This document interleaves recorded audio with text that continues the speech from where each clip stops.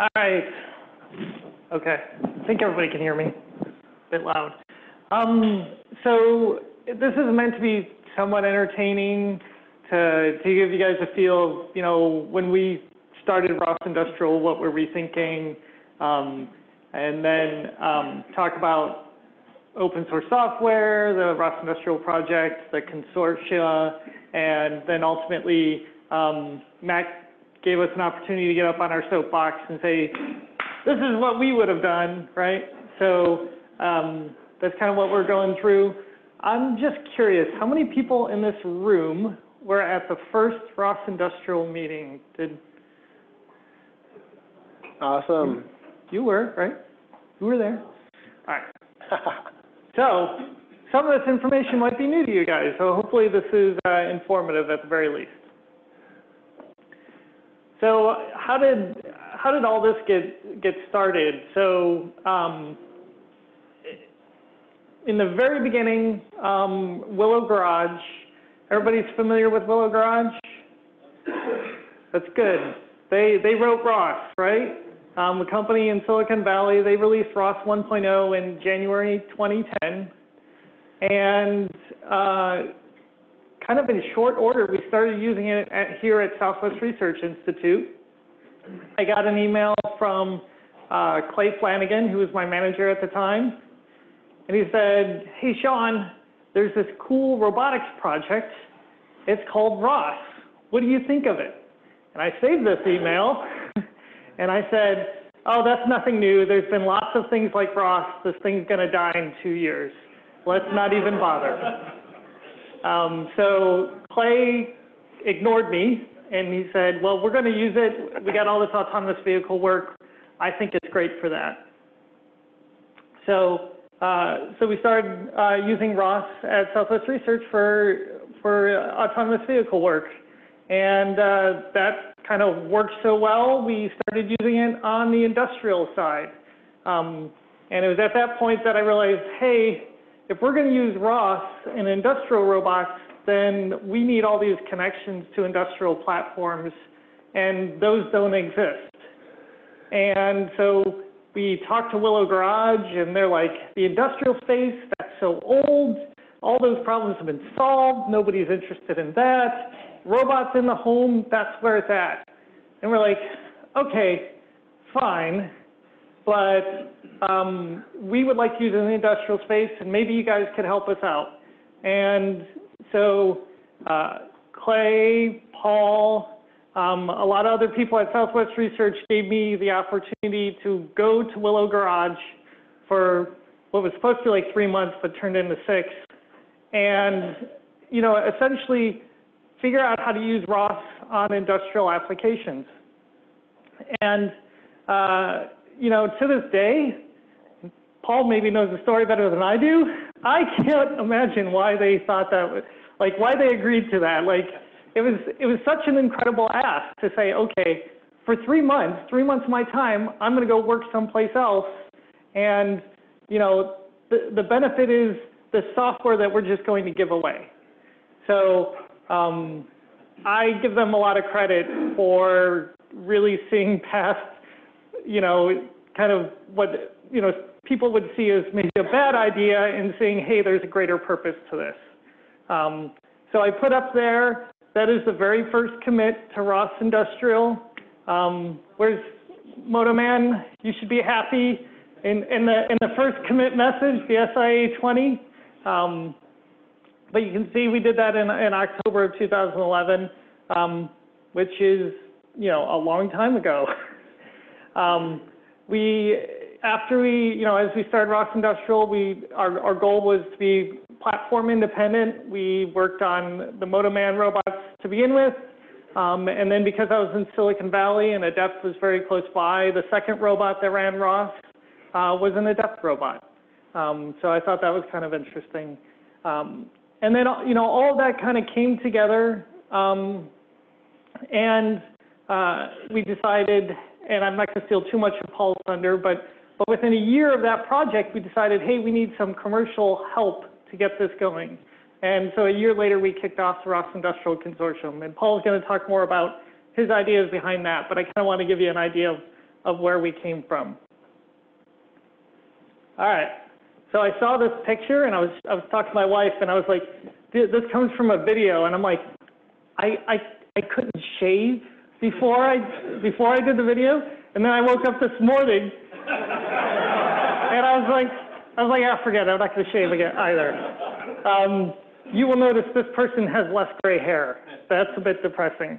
So this is the very first video that was produced for ROS Industrial, and I'm going to kind of play through it, and then I'll talk about kind of why it was impressive. And let's see, what is the chances this is going to work?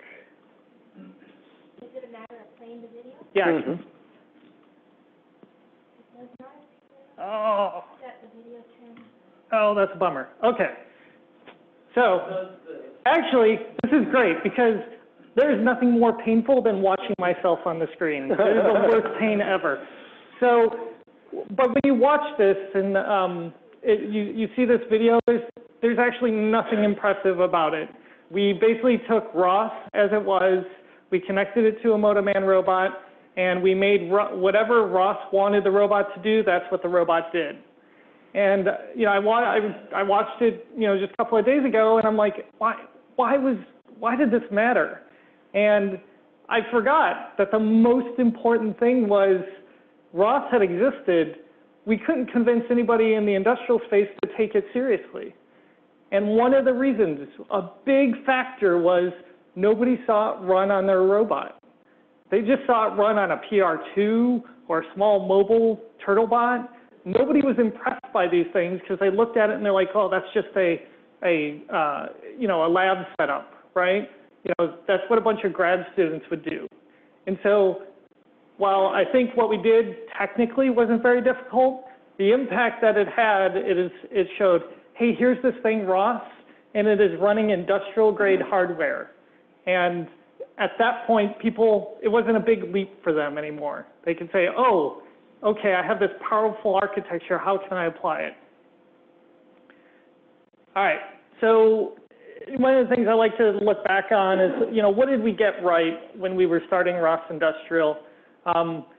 We felt that, hey, if we do this, this would give broad exposure to the research robotics community by association with ROS, right? So it's taking all of the robotics research that was being done in universities that really arguably was not industrial focused, and then making this connection to ROS. And by bringing industry into ROS and the labs already adopting ROS, we created that connection. I believe it's been a source of disruptive technology in the industrial market. We believed that 10 years ago, and I think these past 10 years have demonstrated that. And then we had a lot of conversations about quality. In the very beginning, nobody thought ROS was anything more than, you know, a research software. And in the past 10 years, ROS has been deployed. There are companies who use it, ROS-I in particular, but while it's not perfect, nobody had any confidence in it 10 years ago. And now 10 years on, there are products that use it. There are people in this audience that use it on their production floor. So while it may not be perfect, it is way more quality software than anybody, you know, imagined in the very beginning. So what did we get wrong? So I told that story about Clay's email. So I thought ROS wasn't original, and it would suffer the same fate of other efforts and eventually fail. That's what I thought, you know, in March when Clay sent me that email. And the one thing that I got wrong is, and the one difference between ROS and everything that came before it, is the community, right? The community of developers. That's the open sourcing it and creating that community, that was the difference. And I didn't realize that then, and now it's painfully obvious, and hopefully to everybody is painfully obvious. That's the value of a community, a development community. And then I thought industrial companies would follow the lead of tech companies in their adoption of open source. And this speaks volumes about the hard work that Paul did, because we would go to industrial companies and we'd be like, well, Google spends lots of money on open source software. Don't you want to be like Google? they didn't say yes. So the work that Paul did to get everybody on board, that was a tremendous amount of work. So I think in the very beginning, we kind of got that wrong, or at least I did personally. So, and I think I'm going to turn it over to Paul. Cool. I almost got it. Okay, so I have a similarly embarrassing video that I'm not going to play. But yeah, before I get started, I want to just give Shaun and Paul Evans and Clay Flanagan, who's maybe not here but maybe listening, just a round of applause for an amazing origin.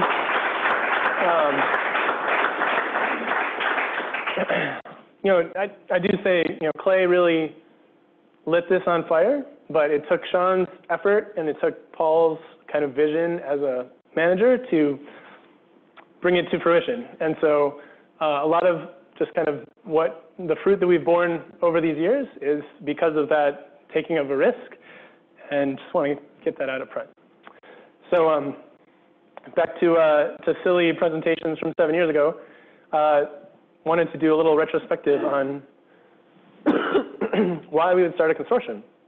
So a little bit of the inner workings here. So Shaun obviously wanted to focus on developing code and developing these new capabilities that we wanted to bring to fruition in the industrial automation space. And so he and Paul and Clay, they looked at each other and they said, what we really need is this person who is a true believer that ROS and ROS Industrial is going to kind of change the world of industrial automation, and the kind of person who would go to a party and talk to perfect strangers. The kind of person who would get on an airplane and talk to somebody they've never met for about 2 hours and get off and never see them again and be perfectly happy with that. And they thought, oh, I know somebody just like that, and you're looking at him. So that's how I ended up with the opportunity to kind of be the first ROS Industrial Consortium program manager. Just wanted to do a little bit of retrospective on 3 points that you see up here. So this is the kind of opening slide from the very first, the inaugural meeting of the ROS Industrial Consortium. I want to hit the top line there on organizing the community, the next one about adding functionality to ROS Industrial, and then near the bottom there about growing the community. So looks like I've got an older version. Are the pictures here? No pictures. Okay, imagine pictures. I'm going to have to give a little bit of extra context here. So this was a nice kind of world map graphic that we created for the now global ROS Industrial Consortium. And in each of these locations, we have kind of a hub of activity, right? So obviously the folks in this room, they're representing the consortium for the Americas, and folks in Germany, namely Fraunhofer IPA, really a hub of activity in Europe, along with TU Delft, and I'll kind of tack on there the Rosen project. And then in the Asia-Pacific region, you have the ARTC, along with their kind of research collaborators at the Nanyang Technical University. So it's really, amazing to be working with such a kind of classy and capable and amazing group of folks who are both kind of researchers and applied technologists among those organizations. And so when we're trying to answer this question of why did we start a consortium, it was to turn would-be competitors into collaborators. And that works on both sides of the equation. So these organizations all would have been potential competitors, even in kind of robot software development on the kind of providing consortium services side.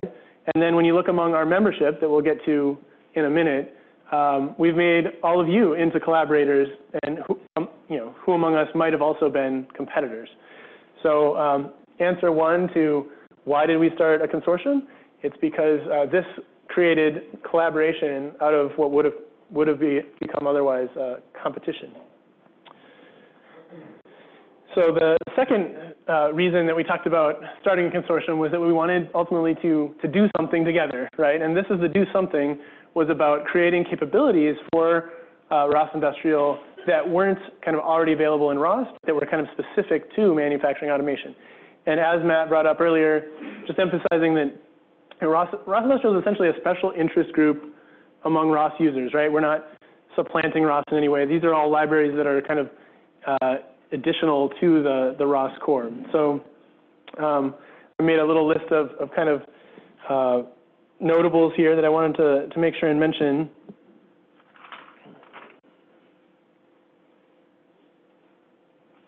One back. Okay, so obviously Shaun had started off with making sure to have drivers and interfaces for kind of the larger or more prominent industrial robot arms. And so that's kind of how we got started, how we got our name for that capability.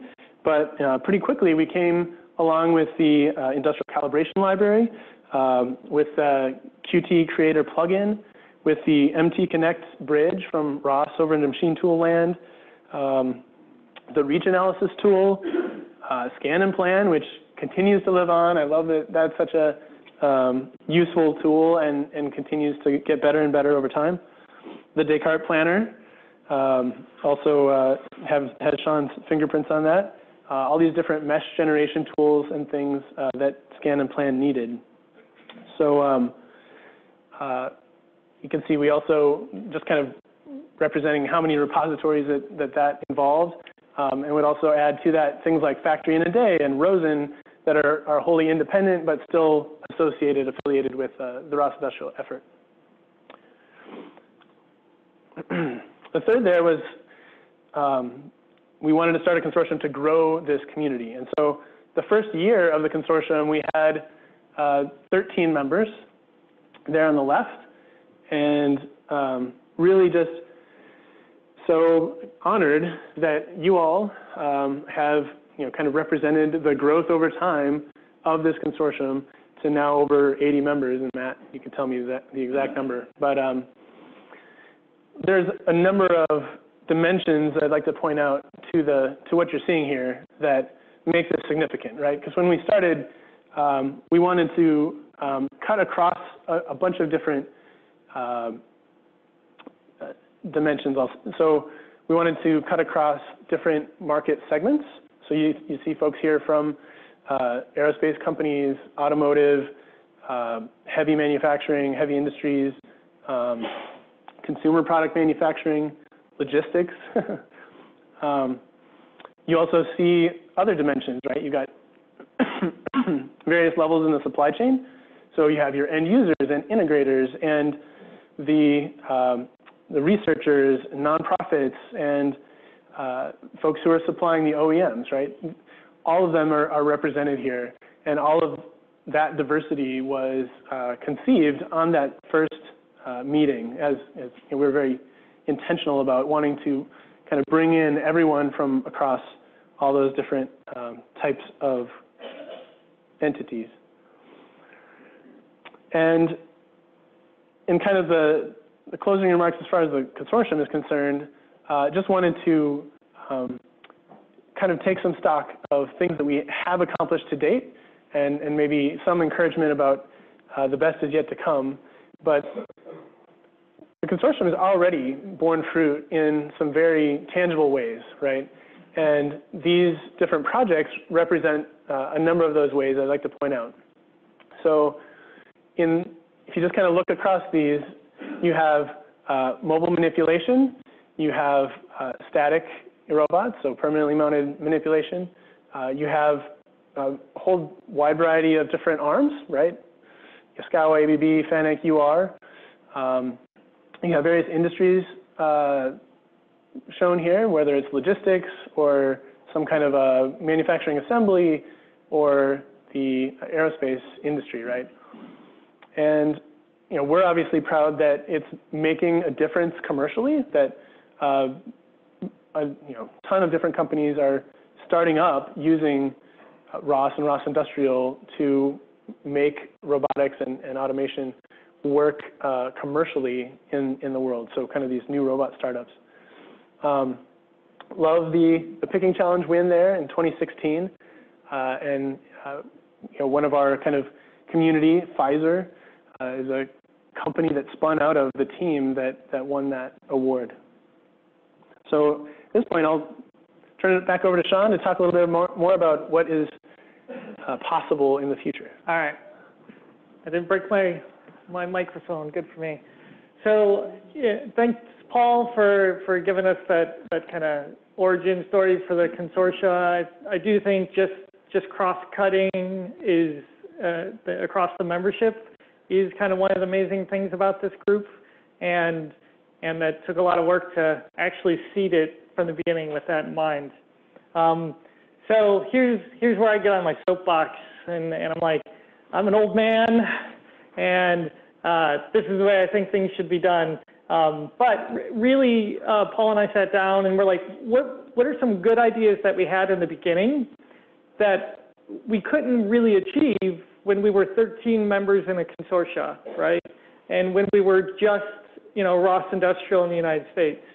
What good ideas did we have that maybe now, 9 years on, make more sense, right? So, they're still challenging, don't get me wrong. What I'm going to present and what I'm going to say I think we should do is challenging, but I think at this point it's much less of a hurdle than it was 9 years ago. So the first one is kind of the ROS Industrial software package. So I went to the ROS Industrial website, and there's not a download button, right? And so in the ROS community, we're very proud of this. Like, it's very distributed. Anybody can release a package, like, and you just sudo apt-get, and you'll if you want it, you just type it, it'll come right down. But and we should be very proud of it. That's great. That's why ROS is such a great developer community. The problem is when it comes to people who aren't hardcore developers, they want a download button. They just want to click and get the software, right? But that's really simple. Like, if we just needed a download button on the website, I'm sure we could make that happen. It's actually more complex, right? So I was talking to Levi and Hvass and a few other developers about the new things they had created. And these were things that were created, after my tenure, so I didn't even know about them. But what I realize now is if you include the stuff that I did, that others have done, things that have been done since I left, you have tremendous capabilities under the umbrella of ROS Industrial, right? But there's no packaging. I can't just download all of those. And really, I think that's what a majority of this room would want and desire, right? So, I've stepped away from my research position, and now we work at PlusOne, so we're always worried about, okay, what's the product, right? How do we define the product? And so I thought, well, let's do the same for ROS Industrial. ROS Industrial as a product, what would that look like? Well, it would have a download button, right? It'd have documentation for all the package and the capabilities that are in there that are amazing. But it'd be well organized, right? It wouldn't be split across 66 repositories or and then there'd be demos that you could just run on your system as soon as you download it, right? We've seen amazing demonstrations of ROS Industrial technology. But when you download the software, you get next to none of that. But what if we could make that real? Like, what if we could run simulations or what have you? True support, right? In an organization, somebody said, well, when things break, you have to have somebody to call. Well, why can't ROS Industrial be that someone, right? Front ends for making things easier to use. I know that comes up all the time. We need to do more of that. And then training, which we do a fair bit within the consortia. That's great, but let's wrap it around the ROS Industrial product, the things that you can download, right? So these are all great ideas. I'm seeing lots of people shaking their heads, by the way, and they're like, yeah. So I'm not a genius, not in any way, right? What prevented this from happening? Paul, we had this idea in the very beginning that you would just download ROS Industrial. So the problem is resources, right? We never had the resources to do these things. But we're 9 years on, we have all these members now, and I think this is a great opportunity to go in and get the members to essentially push for the ROS industrial product. That means putting people behind it. It also means cutting a check. I cut a check $5,000 every year to the company that makes the Qt library, or the Qt library, depending on who you are. $5,000 every year, I cut them a check.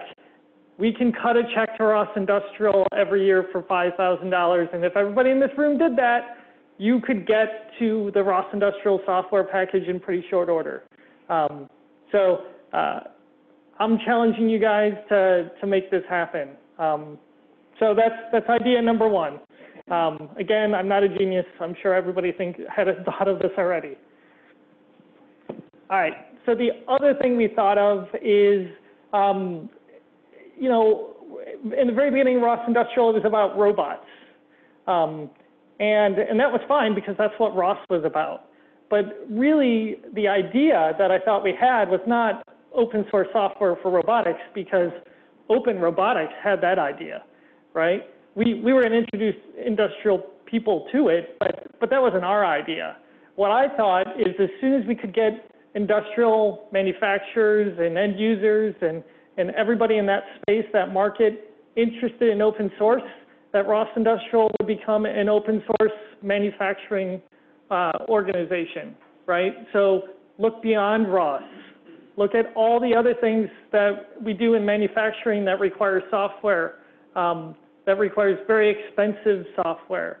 And, you know, honestly, 20 years of industrial software development, there are some things that we just shouldn't be paying for anymore. So, you know, I envisioned that ROS Industrial will provide financial support to host, organize, and incubate these software projects, right? Ideas, things that were beyond robotics, things like ERP, MRP, CAD, PLM, right? Why can't those be open source? In fact, there are open source libraries that do these things, so why don't we pull them into ROS Industrial and give them a place for, you know, end users to have input, but also provide them some financial backing to get them off the ground. If we look at things like computer-aided machining, PLCs, CNCs, SCADA, right? There are a fair number of open source packages that do these things. Pull them into the ROS Industrial umbrella, right? We're open source for manufacturing, not just robotics anymore. And the final thing I would add is, once you become a big organization, like the Linux Foundation, for example, the lawyers get involved, right? But they get involved to protect us. So, you know, people in this room, I'm sure everybody's worried about patent infringement and IP issues. The Linux Foundation has an IP holding organization that defends other people from that patent litigation if you use Linux, right? That's a core concept that we could bring into ROS Industrial. Again, you know, it's this multifaceted open source manufacturing organization. So this one is certainly longer term than ROS Industrial, the product, but I think this would be incredibly exciting, and the group is now at the size that something like this can get started. And that's it. Can I make one little additional? So wanted to also recognize our successors, Levi and Matt. We've really just appreciated how you've kind of taken the torch and carried it, and done an amazing job. So just appreciate you guys.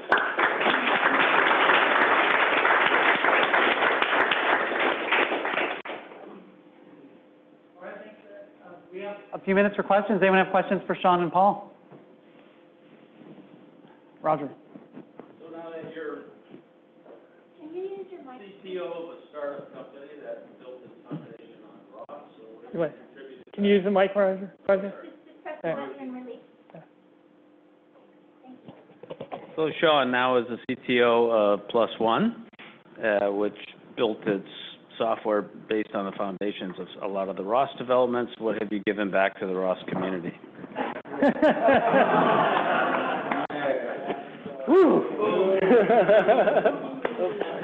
So I will say I have a new appreciation for what it takes to take for a company to say I have a limited number of resources and I'm going to take one of those resources and commit them to an open source mission, right?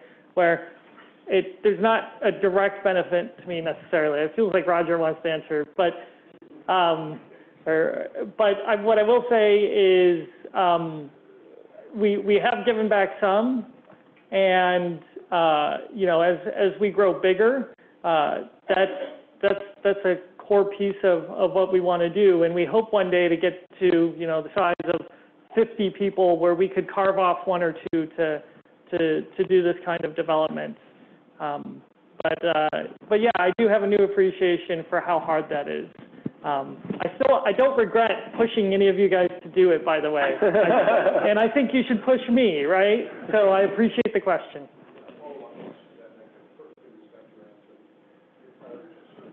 Yeah.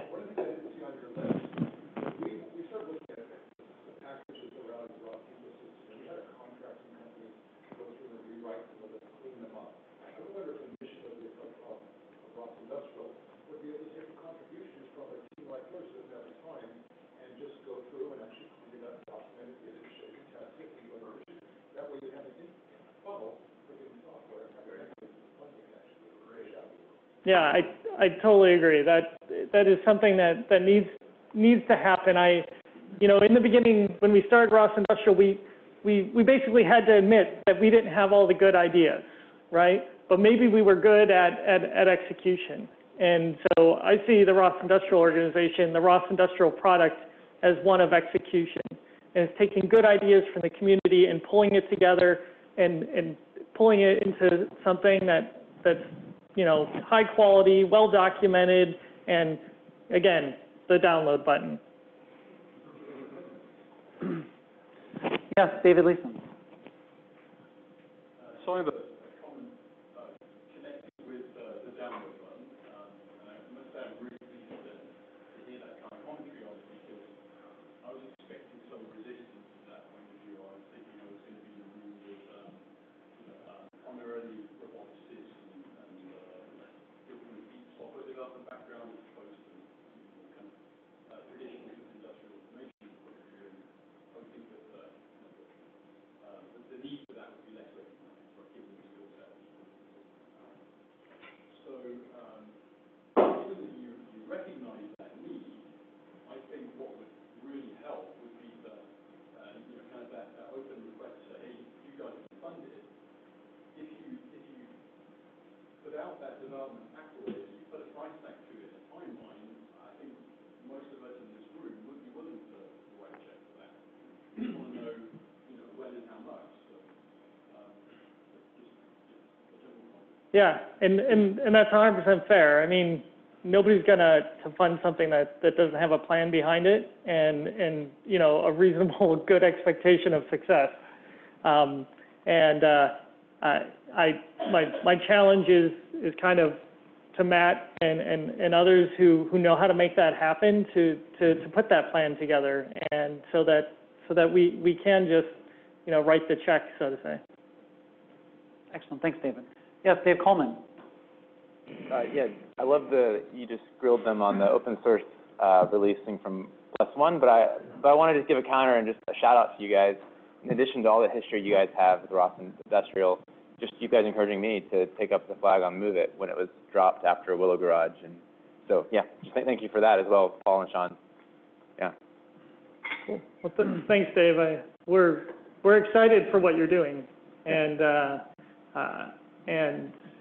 you know, for those who don't know, Dave has taken on Move It and really turned. I am very impressed with how much you do contribute, right? Because I find it so hard on our end. So I could learn some things from Dave, I'm sure. I wasn't asking for that, sorry. No. It's a shout out because it's not. You guys have created a lot, is my point. We have, but it doesn't mean that we get to rest on our laurels, right? We got to, in order for all of this to work, what we preached was, you have to be active, and you know, starting a company is no small feat, but Paul and I still recognize that we have to be active. Maybe it's not in source contributions, although I'd like to write more software these days. But it's as Dave said, just, you know, encouraging the community, getting up in front of everybody and saying something like, here are 2 ideas, run with them. But yeah. Excellent. We got probably time for one more question. Anyone from the audience? Any final closing remarks, guys?